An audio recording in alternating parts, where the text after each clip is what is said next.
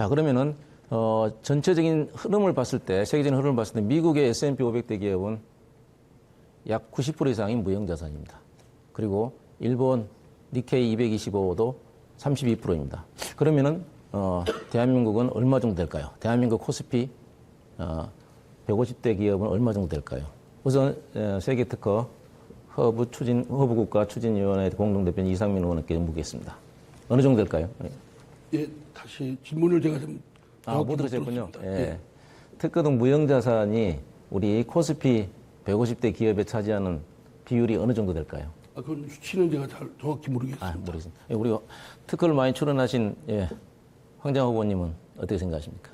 그 부분에 대해서는 정확히 알지 못해서 추후에 확인을 해보고 답변 드릴 수 있겠습니다. 예, 그러면은 어쨌든 일단 두 분은 모두 다 과학기술과 특허가 굉장히 중요하다는 건 아실 겁니다. 그리고 특허 없이 경제가 성장할 수 없는 디지털 사회라는 걸 아실 것 같은데, 그러면 우리나라 코스피는 현재 13%입니다. 그리고 삼성도 32%밖에 안 됩니다. 다행히 디지털 기업을 선도하고 있는, 디지털 시대를 선도하고 있는 우리 카카오 같은 경우는 90%에 육박하고 있습니다. 그러면 이 무형자산을 높이지 않고서는 디지털 사회에서 경쟁에서 살아남기 힘듭니다. 그리고 심지어 반도체 같은 경우도 기술 안보까지 위협당하는 그런 상황입니다.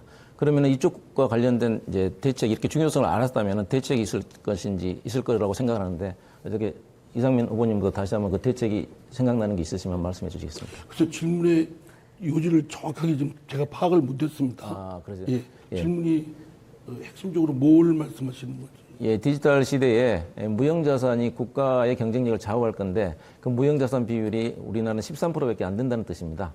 그러면 그걸 높이기 위한 방안들이 있을 것인지 생각나시는 게 있으냐고요? 지금 아마 이제 우리 대덕 연구단지에 있는 추진연구소들은 추론이 그동안 경영평가의 한 기준이었고 또 여러 노력들을 해서 상당히 많이 특허 출원 수가 급증하고 있는 걸로 알고 있습니다.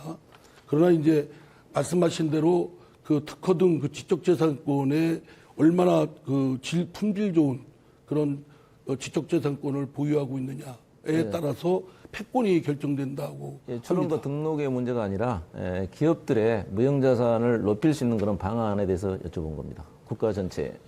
기업들한테 특허 출원에 대해서 좀 저조한 걸 물어봤더니 특허 출원을 하면은 그런 여러 가지 방식이나 이런 노하우가 노출되기 때문에 오히려 영업 비밀로서 보유를 하고 있다 이렇게 하고 있다. 잘 알겠습니다. 그리고 황정화 후보님은 생각하신 게 있으십니까?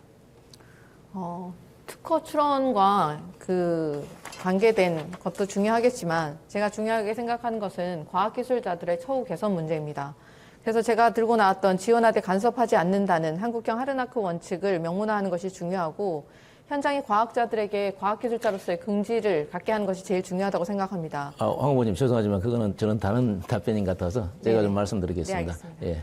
어쨌든 전 세계적으로 무형자산을 증가시키지 않으면 안 되는 이제 그런 상황에 처해 있고 일본도 그로 인해서 32%라는 것은 굉장히 충격적인 거였기 때문에 쇼크를 당하고 쇼크를 벗어나기 위한 대책을 세우고 있습니다. 그래서 저희들도 최대한 40% 이상까지 그 무형자산을 높이지 않으면은 어떤 제품을 생산하고 판매하더라도 지식재산에 대한 로열티를 내야 되고 지식재산 무역 소지는 굉장히 엄청나게 커질 수밖에 없습니다. 아까도 말씀드렸듯이 기술 안보까지 위협당하는 그런 상황이기 때문에 그걸 해결하기 위해서 제가 생각하는 거는 지금 현재 코스피 기업에 대해서 또는 코스닥 기업에 대해서 그들이 갖고 있는 경영 전략과 그리고 사업 계획서에 있어서 그들이 특허 등 무형자산에 대한 어떻게 투자를 할 것인지 그런 부분에 대한 이야기들을 공개하고 그런 계획들을 공개해서 엄격하게 이사회나 감사를 통해서 감시받을 수 있어야만이 ESG 경영이 이루어지고 있는 현재 기업의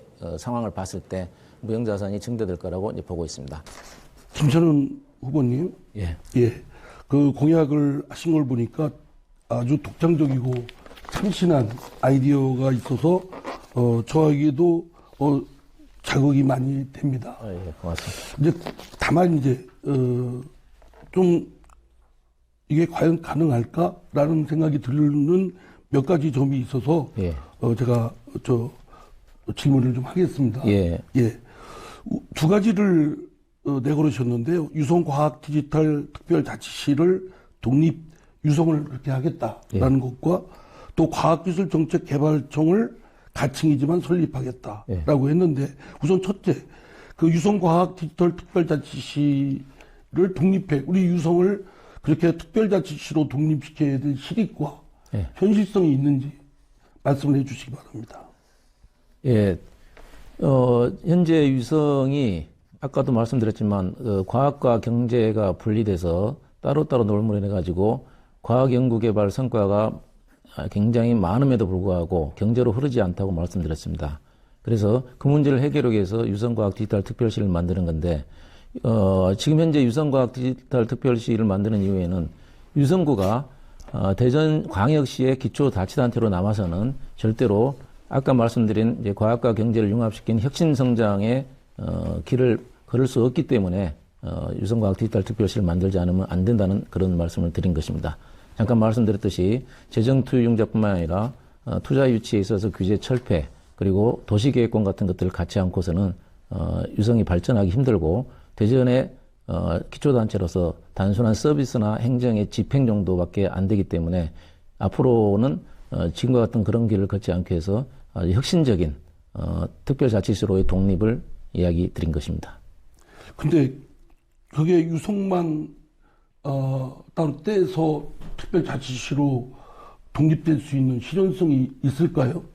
네. 왜냐하면 우선 대전시 전체 차원에서도 반대가 극심할 테고 뿐만 아니라 다른 지역과의 연계성도 대전시 전체를 봐야 될 그런 광역행정도 있는 것이고 지금 그런데 유성이 특별자치시로 독립하겠다라고 했을 때 그게 과연 실현성이 있는지 또 그래야 될 실익이 있는지가 아직도 좀 의아스럽습니다. 예, 유성을 그 자그마한 도시로 생각하시면 안 될 것 같고 유성은 7조 이상의 국가 예산이 투입되는 그런 곳입니다. 대덕특구에. 그래서 그것들이 단순히 유성의 발전이 이루어진다고 해가지고 유성 발전에 그치는 게 아니라 대전 전체 그리고 인접 시도시 그리고 국가 전체의 발전에 기여하고 있기 때문에 굳이 이걸 반대할 이유가 없고 마치 자녀들이 분가해가지고 더 잘 되고 독립해서 더 잘 되고 전체 본가를 도울 수 있는 것과 마찬가지로 유성만이 갖고 있는 특성을 제대로 살려야만이 대한민국 전체가 살 수 있기 때문에 그런 취지의 말씀을 드린 거고 세종도 유성만한 규모보다 더 적게 행정을 특화로 한 자치시를 만들었습니다. 그래서 그런 경우가 가능하고 우리도 지금 대한민국 유성을 포함해서 대덕특구를 포함해 5개 정도가 있는데 유성이 만약에 성공한다면은 대구특구나 부산 그다음에 전북특구 등도 이러한 자치시로 만들어지면서 전체적인 그 인접지역과 대한민국 전체의 경제에 활로를 틀 수 있는 그런 아주 혁신적인 안이 될 거라고 생각합니다. 그러면 예. 특별자치시를 유성만 할 경우에 어떤 효과를 또 기대하는 효과를 보기 위해서 하는 겁니까? 아까 말씀드렸듯이 지금 전체적으로 2,400개 기업들을 4,000개로 늘려가고 그다음에 매출도 21조에 멈추고 있는데 50조, 60조 원으로 확대시킬 수 있을 거라 생각합니다.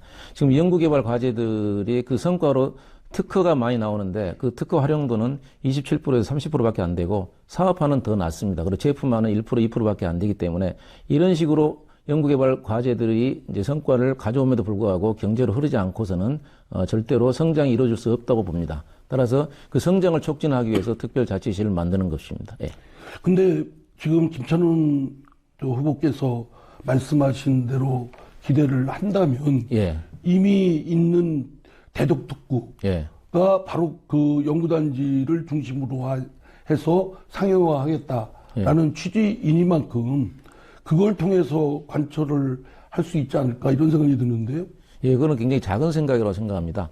꿈을 좀 크게 가지고 실제로 지금 50년을 맞이하는 대덕특구가 그동안 쭉 해왔지만 말씀드렸듯이 단순히 어떤 연구개발의 성과를 상용화한다는 차원의 문제로는 절대 될 수가 없습니다. 상용화하는 과정에서도 투자 문제나 금융 문제나 세제 문제나 계속 부딪히게 됩니다. 그 문제를 범정부 차원에서 해결하지 않고서는 절대로 한 발자국도 나갈 수 없다는 것을 저는 기업하면서 많이 느꼈고 그리고 R&D 성과가 있더라도 그 성과를 공유할 수 있는 사람들은 극히 제한되어 있습니다. 그래서 그것들이 뭐 여러 가지 부작용도 나올 수가 있는 거고 그래서 전체적으로 제도화된 어떤 틀에서 R&D와 경제가 결합될 수 있는 유일한 방식은 특별한 조치를 취하지 않을 수 없는 것이고, 그래서 유성과학 디지털 특별시를 만들자는 겁니다.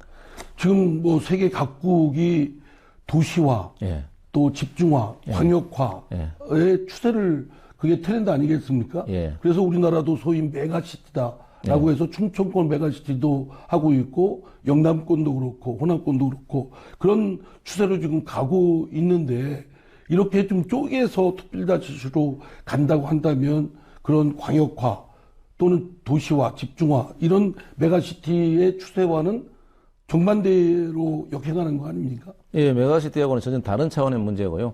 유성이 발전해가지고 세계적인 도시가 된다면은 메가시티로 연결될 수 있는 그 가능성도 훨씬 더 넓어지고 환경도 좋아집니다. 메가시티라는 게 결국은 시위를 통합하는 것이 아니라 결국 교통 인프라나 여타 경제적인 활동 관계들을 전부 엮어서 하나의 도시로 만드는 것인데, 그거는 유성이 과학 디지털 특별시로 혁신성장 거점이 되면 될수록 그거는 더 강화될 수 있는 경제적인 여건 또는 정치적인 여건들, 사회적인 여건들을 만들어내는 것이지, 그거와 이율배반적인 또는 배치되는 그런 것은 절대 아닙니다. 뭐 여전히